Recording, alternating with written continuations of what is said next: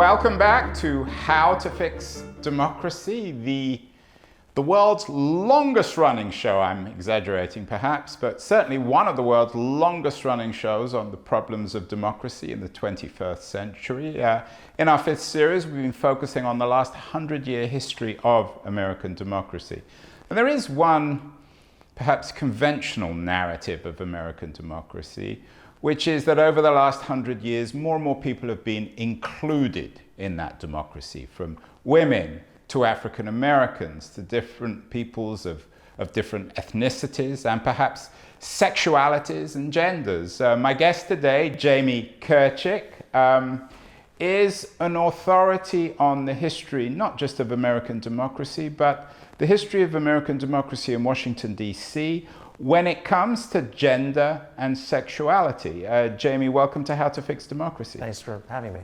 Do you buy this narrative, Jamie, that in the beginning, not many people were included in this special club, this club of American democracy, and over the last 100 years, more and more people have been invited in, have been given their tickets to participate?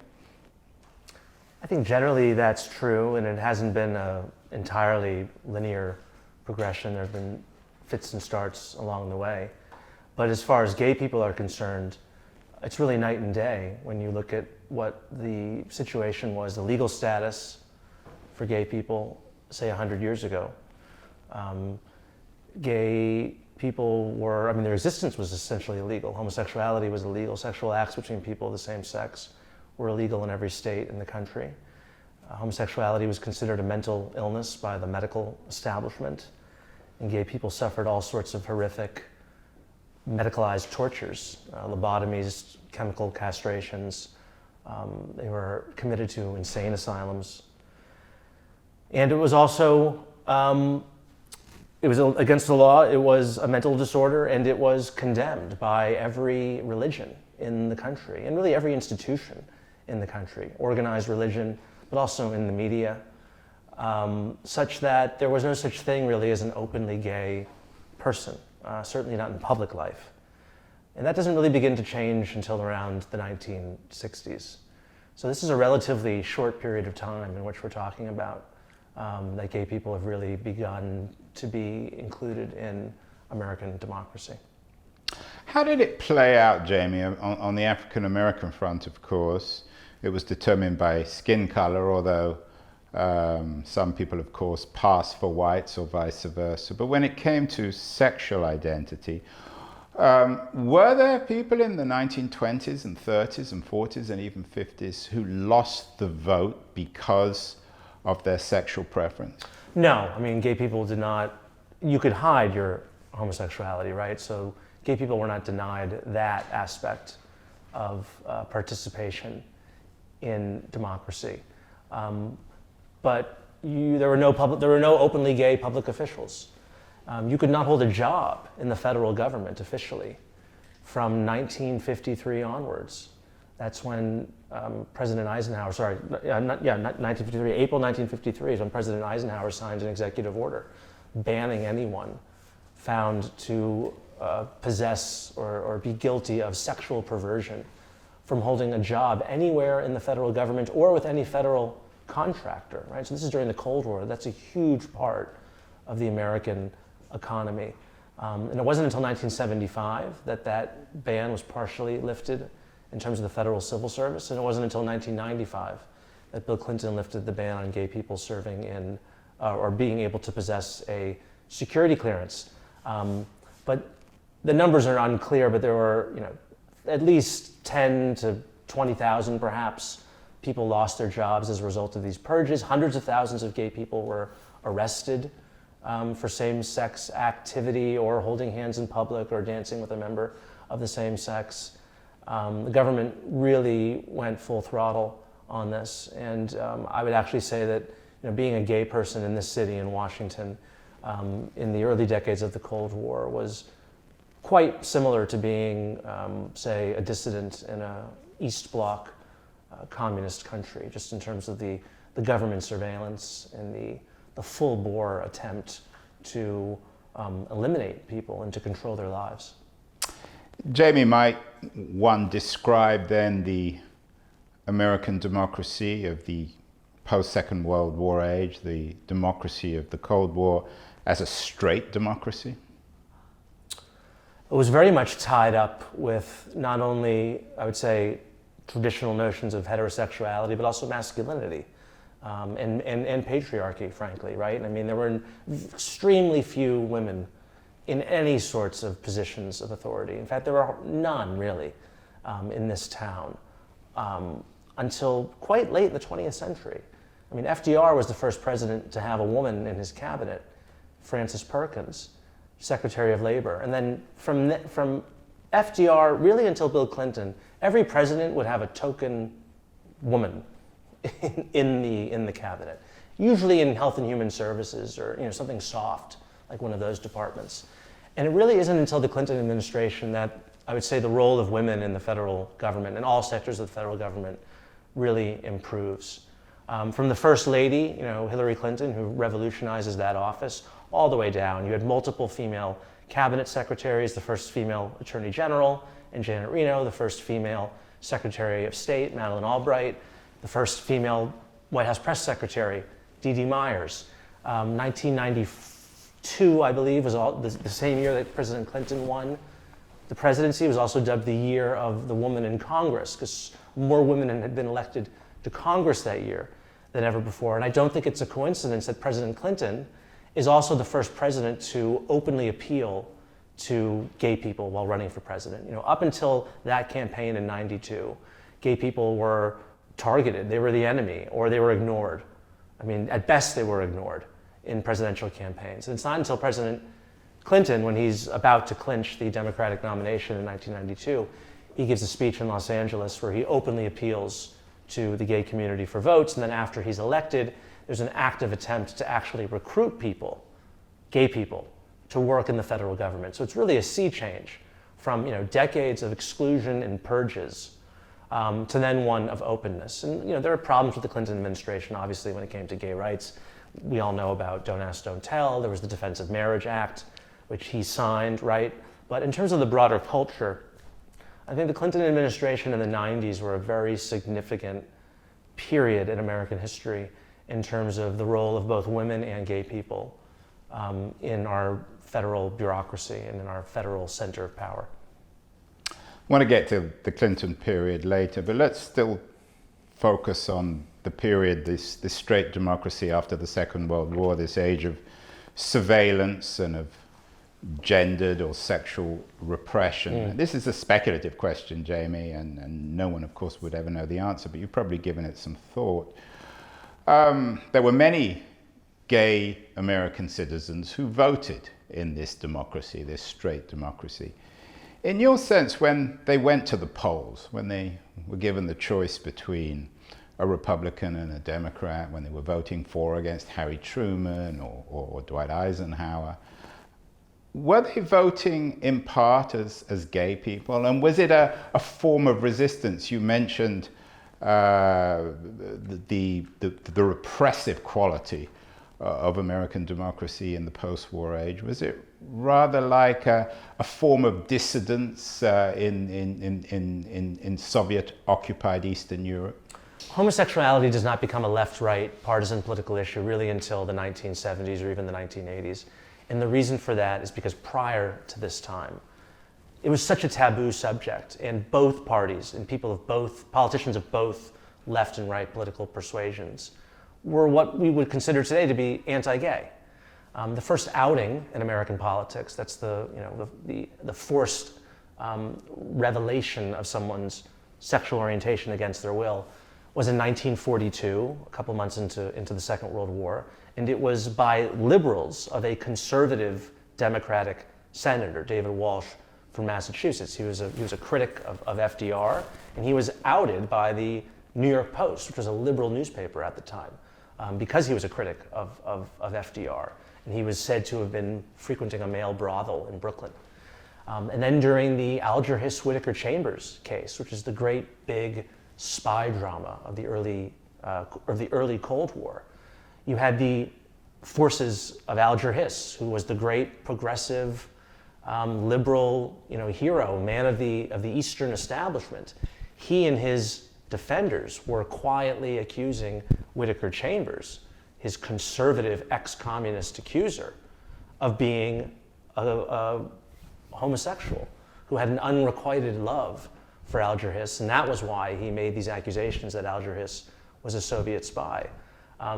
It was the Truman administration, a Democratic administration, that really began implementing the purges of gay men and women from the State Departments, and this was a policy that was supported by members of both parties. Another example, a very famous one, from the 1954 Army McCarthy hearings. We all are familiar with the very famous denunciation of Joe McCarthy by the Army's lawyer at the time, Joseph Welch, who said, "Have you no decency, sir?" And this was the great televised moment. Tens of millions of Americans, most of the country, was watching this. And it's that moment that really crystallizes Joe McCarthy's downfall. What people don't remember is that during those same hearings, it was Joseph Welch, the great Brahmin liberal Boston lawyer, who called Roy Cohn, Joe McCarthy's aide, a fairy on national television.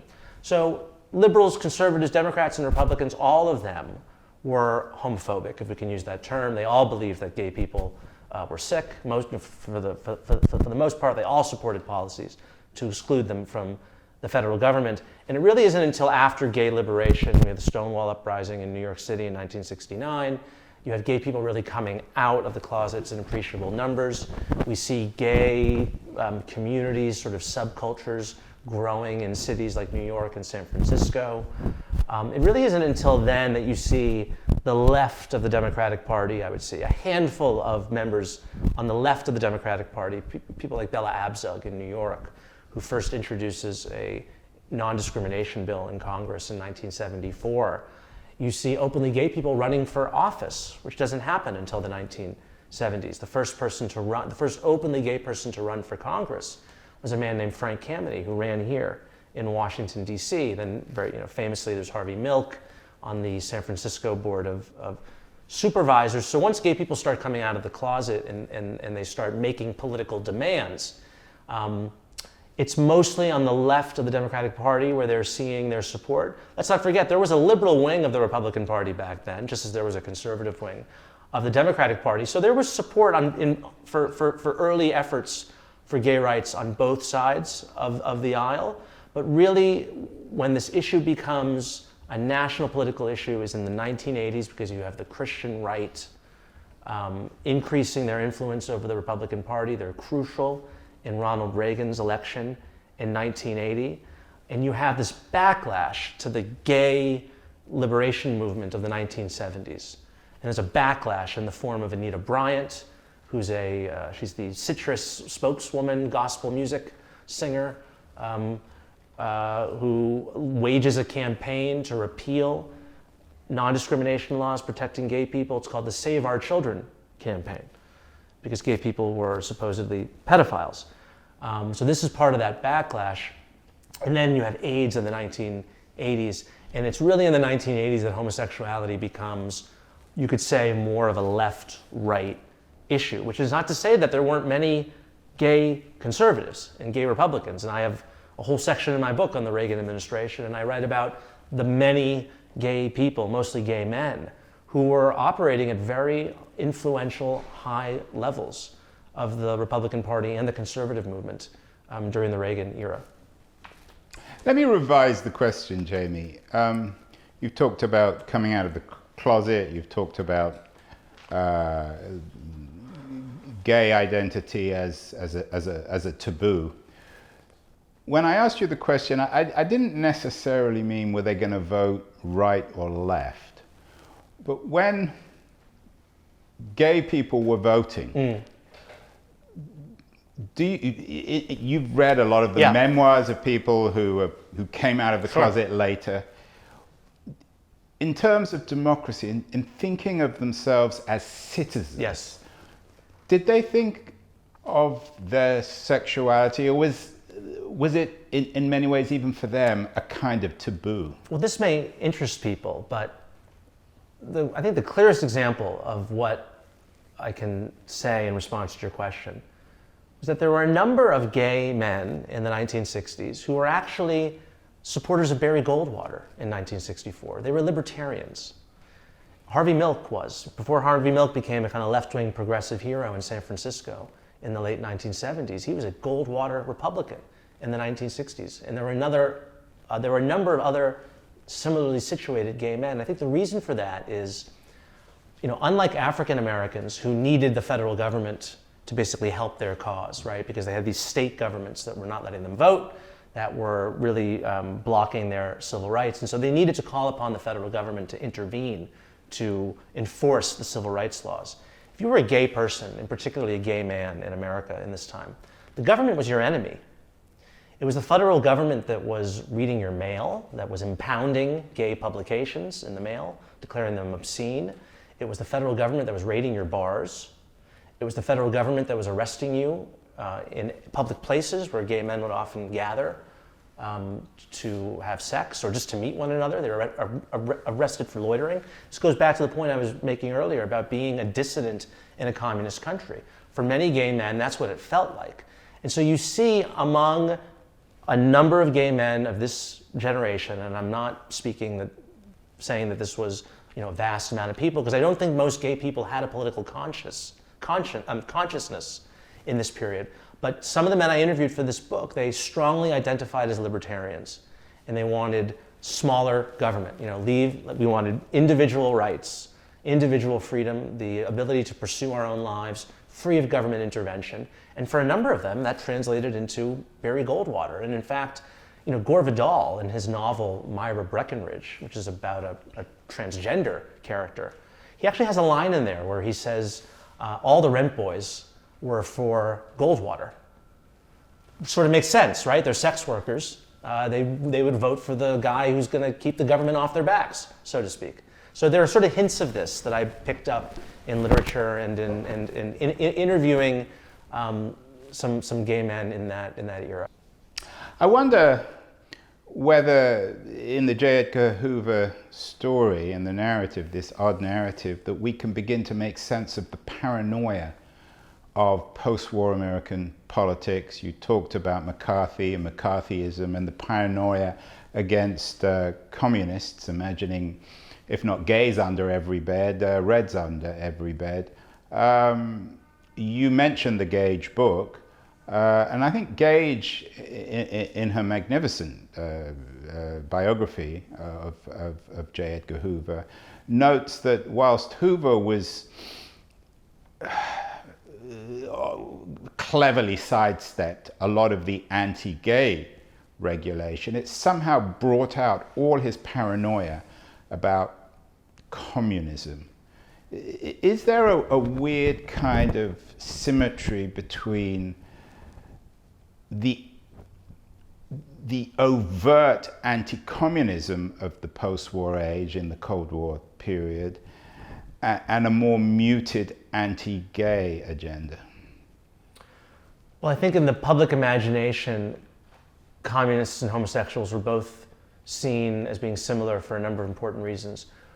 One, you could hide it, right? While of course there were certain flamboyant gays who they might have been described at the time, if you read the literature of the period in the 1940s and the 50s as these purges are starting to erupt, the fear is that a homosexual or sexual deviant could be any sort of man. And what really alerts people to this is the Kinsey Report, which comes out in 1948, which famously says that essentially 1 out of every 10 men is a homosexual. And that that terrifies the country. That book becomes a bestseller. It's a very thick medical text, but it becomes a national sensation. And suddenly homosexuality becomes, an affliction that might afflict the perverse that you never see or who's lurking in the shadows. Now it could be the milkman. Now it could be a professor. Now it could be your neighbor. It could be a high-ranking State Department official. It could be anyone, which is very similar to communism, right? That the communists, you can't necessarily tell who a communist is.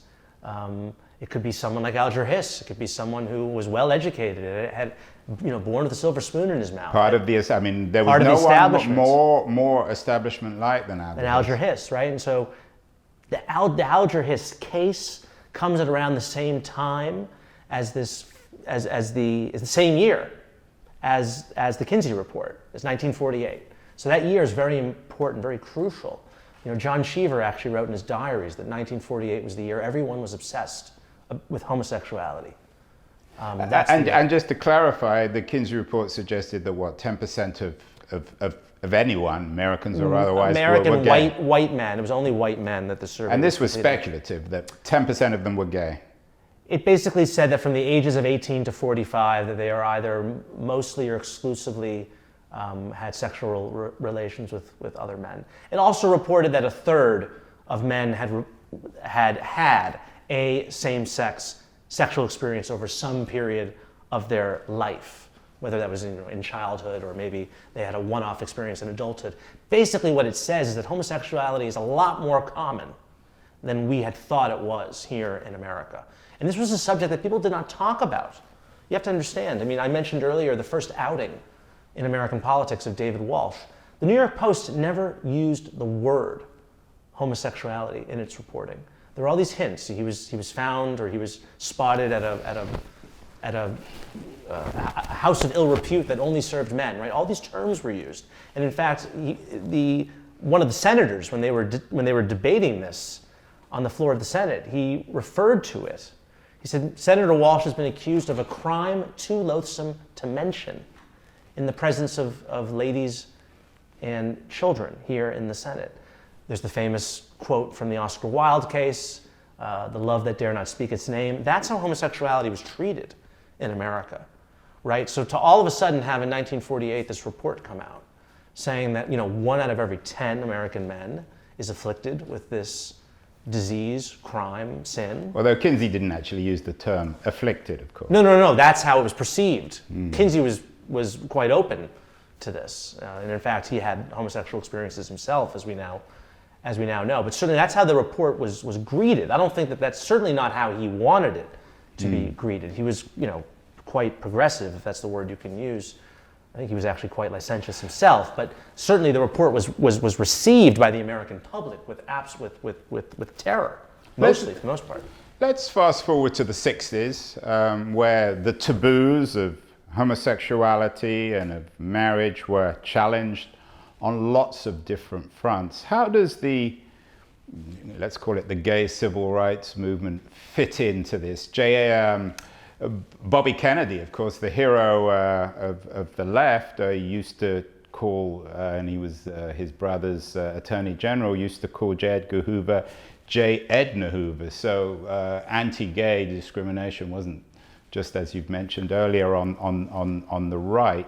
Was there in the 60s, late 60s, early 70s, was there a united front of African Americans, of feminists, of gay people fighting against the orthodoxies of the post-war age? Or was it more haphazard? Bobby also referred to, I believe, James Baldwin as Martin Luther Queen. So he was a lot less enlightened on this issue than his brother John Kennedy, whose best friend was a gay man, Lem Billings, a friend from his boarding school, Choate. As to your question, the gay liberation movement had, I would say, an uneasy place in the sort of 1960s, 70s identity-based movements. Certainly in the feminist movement, there was a lot of tension between lesbians and some other feminists. I believe it was Betty Friedan who spoke of lesbians as being a lavender menace. I may be correct in that. I think there was a fear among some of the second wave feminists that they would be perceived as being all lesbians, and they didn't want to be perceived that way. And so there were definitely tensions between, within the feminist movement, between heterosexual women and lesbians. The African American civil rights movement was I mean, there's an episode I speak about in my book, a very important one in 1963, the March on Washington, which was organized by a gay man, Byron Rustin, who's the subject of a recent film. Excellent film. Yeah, on Netflix, produced by the Obamas, who was a gay man and relatively open for his time. He was certainly open to Martin. He was an advisor to Martin Luther King, and all the leaders of the civil rights movement knew that he was gay, partly because he had been arrested for being for having sexual relations with men in 1953 in Pasadena, and then 10 years later, just on the eve of the march that he was organizing, Strom Thurmond outed him nationally on the floor of the United States Senate, waving the police report that presumably was given to him by the FBI because they wanted to humiliate this black civil rights leader. And quite significantly, the leaders of the March on Washington, Martin Luther King and the other black clergymen, stood by Rustin. You know, it would have been easy for them to fire him, to basically say, look, we have a much bigger, greater cause that we have to serve right now, and you and your homosexual escapades and being outed is just too much grief for us. But they decided to stand by him. They understood that this was an attack waged by a segregationist white Southerner from South Carolina. They didn't want to give him a victory, so to speak. So they stood by him, and Rustin essentially becomes the first public figure to survive an outing professionally in American history. But the relations. I mean, I'm not really sure that the mainstream African American civil rights movement really embraced gay rights. I mean, it was not. It didn't really become a major mainstream political cause really again until the 1990s, when you see it embraced by mainstream figures within the Democratic Party. That's sort of what it required. I mean, there were certainly African American civil rights figures who were pro-gay. I mean, I would say John Lewis, actually, really remarkably rare among Democratic congressmen and African American congressmen, was a very early supporter of the gay rights movement in the 1980s, really from the beginning of his political career in Congress. So, Jamie, when we're looking at the history of gay civil rights, you're suggesting we should focus less on institutional changes and more on broader cultural ones, how people's toleration for different kinds of sexualities changed in the period between the 60s and the 90s? Yeah, I think political figures, to the most part, were following public opinion. And if you just look at what public opinion was on very basic questions, is homosexuality immoral? Are same-sex relationships moral? Should gay people be allowed to teach in public schools? Should they be able to serve in the military? All these questions that the major polling firms began polling on really in the late 60s, early 1970s.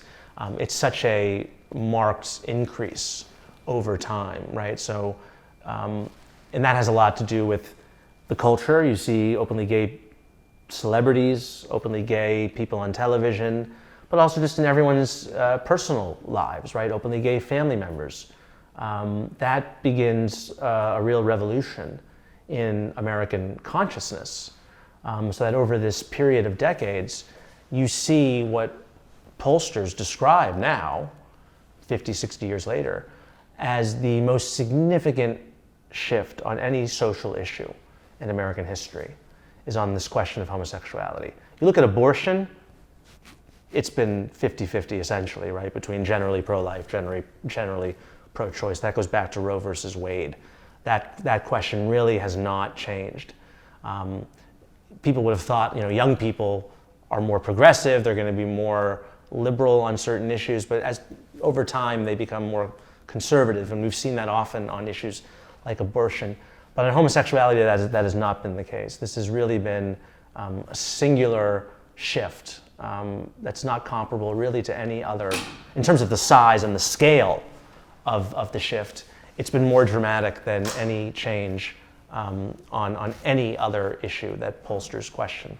So Jamie, this could be Exhibit A in the Whig narrative of American democracy, of going from intolerance and exclusivity to tolerance and inclusivity, if indeed we were doing this interview maybe 10 or 15 years ago, and perhaps the climax would be, as Sasha Eisenberg has written excellently about, the same-sex marriage bill. Is that a fair narrative up until 10 or 15 years ago? Well, we didn't really talk about the pre-1940s history, but I would argue that in some places in America, it was certainly, in most places actually, it was probably better to be gay in the 1920s and 30s and 40s, even during World War II. Usually during wars, sexual taboos loosened and whatnot. It was better to be gay, right? And then the 50s is when things get really bad.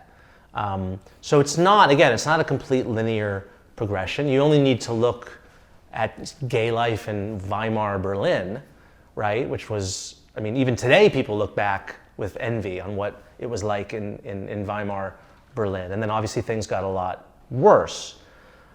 So I'm hesitant to kind of adopt this Whig interpretation. Obviously over the long period, if you look over the entire period of history, certainly the trajectory has been positive. It's the Martin Luther King arc of justice. Generally, I think that's the case talking about gay people. Yes, I mean, whether or not that applies to the entirety of the human experience, I think is up for debate. But certainly in terms of the status of gay people in the United States, I think that's true.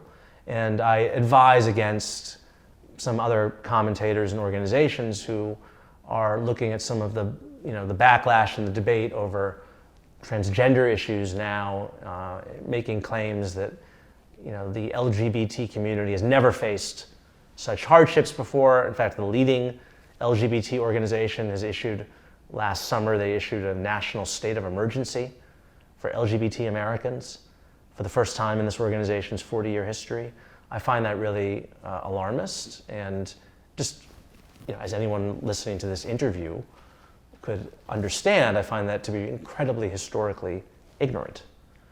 I want to get to 2024 in a second to conclude this conversation, Jamie. But just to come back to the same-sex marriage bill, is that important? Same-sex marriage?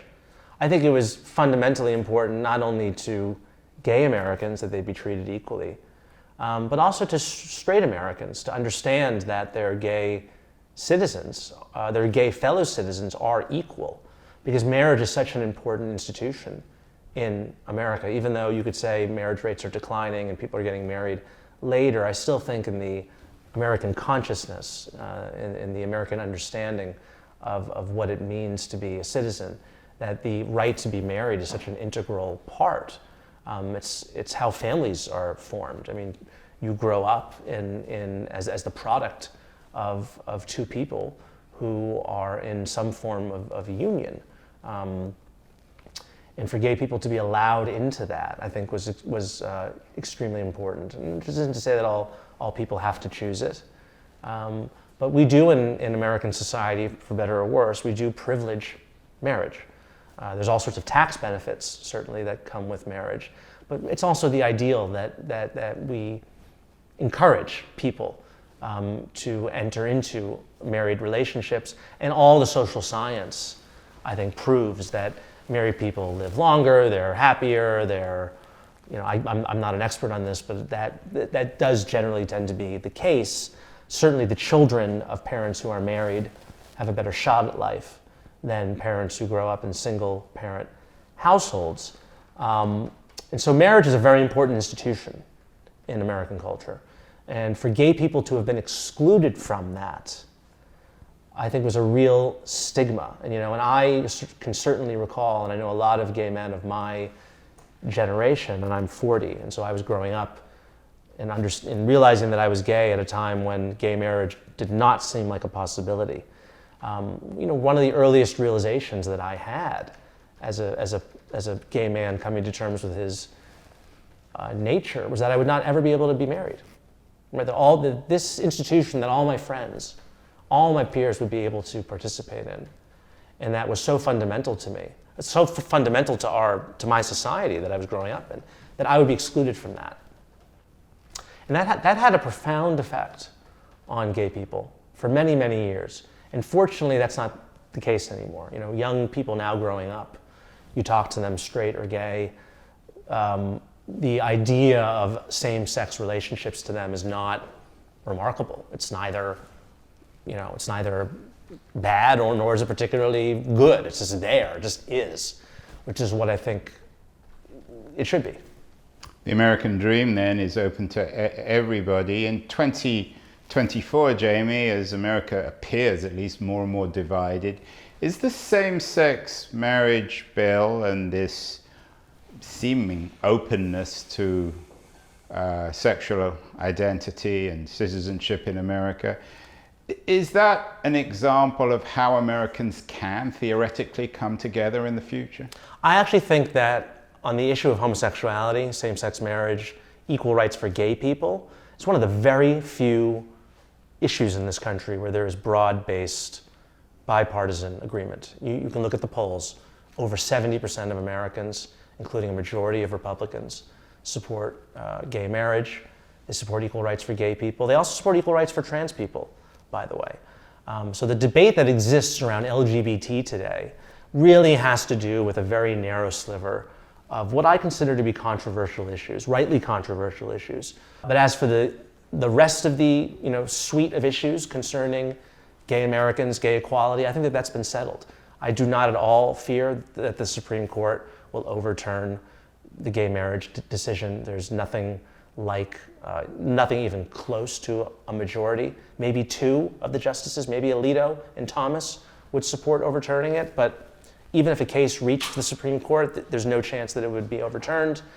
And again, the Supreme Court tends to not really depart from American public opinion so dramatically on issues. And on an issue like this, where there's overwhelming American support for something, I can't think of an example of where the court has departed.